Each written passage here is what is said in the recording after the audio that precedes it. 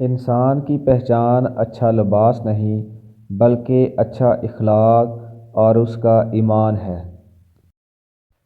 غم اور مشکلات صرف اللہ کو بتایا کرو، اس یقین کے ساتھ کہ وہ تمہیں جواب بھی دے گا اور تمہاری تکلیف بھی دور کرے گا۔ کسی انسان کی نرمی اس کی کمزوری کو ظاہر نہیں کرتی، کیونکہ پانی سے نرم کوئی چیز نہیں ہے، لیکن پانی کی طاقت چٹانوں کو ریزہ ریزہ کر دیتی ہے۔